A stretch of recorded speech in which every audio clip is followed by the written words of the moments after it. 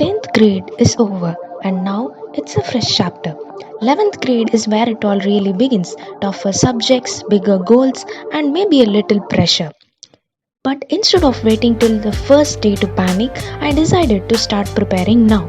In this video, I'm sharing how I'm getting ready for grade 11, from setting up my study systems to finding tools that actually help.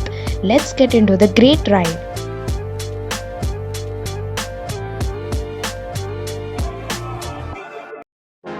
First things first, organization. Back in class 10, I had participated in 3 competitions in a single month continuously, and I was so grateful that I had won prizes in every competition that I had participated. But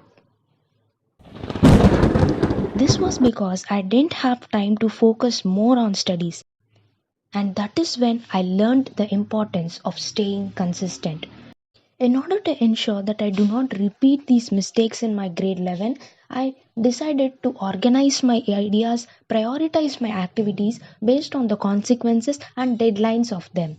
And that is why I used Notion, which is a digital planner that helps us organize tasks and track our routines. This is my student dashboard. I have downloaded a free template from Notion which has many options to meet our demands, such as a calendar, a motivational quote, and the main highlights are the daily check-in column, which helps us prioritize our activities for the day, and the today to-do list column for the day, and other columns listing out the deadlines for our exams and assignments, etc.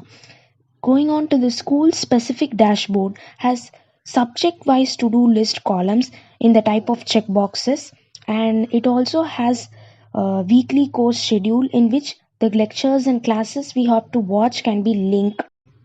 Coming on to one specific subject, it has various options such as learning objectives, course syllabus, and a grade calculator and exam prep, which is important for analyzing our performances. And Pomodoro timer is again a great thing to increase our productivity. It also has a notes section which can store our digital resources without getting lost. And I'm really excited to work with Notion.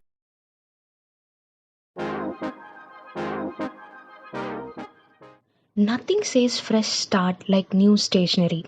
I got myself some good quality notebooks from Classmate, which has subject wise categorization, and these flashcards for noting down all important formulas, and these computer glasses, because let's be real, we are going to be staring at the screens a lot of time, so I needed to protect those eyes.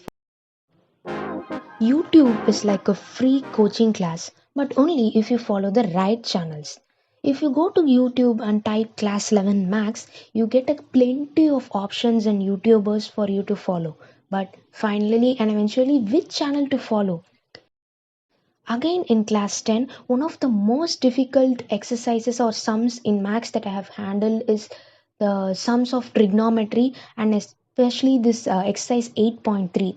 So, this exercise is basically the proof sums of trigonometry, and trust me, I have struggled a lot in solving these kinds of questions.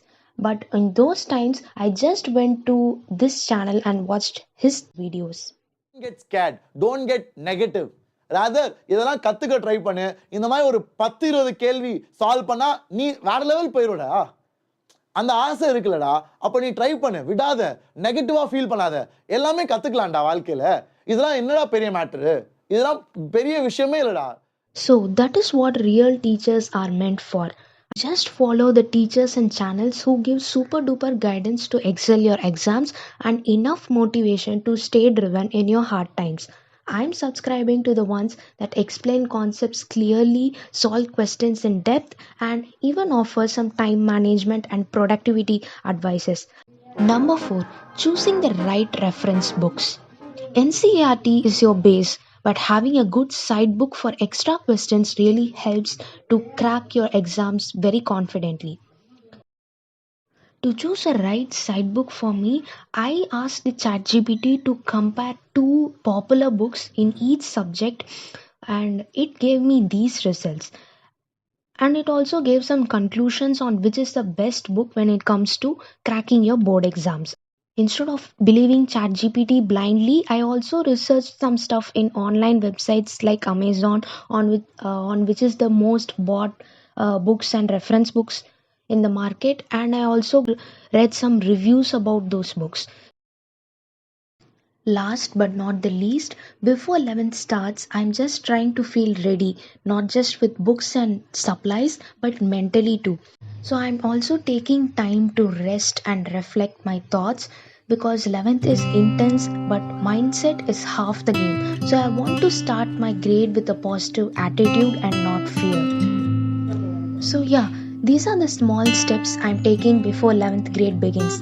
Nothing crazy, just being intentional about it. If you're being in 11th too, let's start together.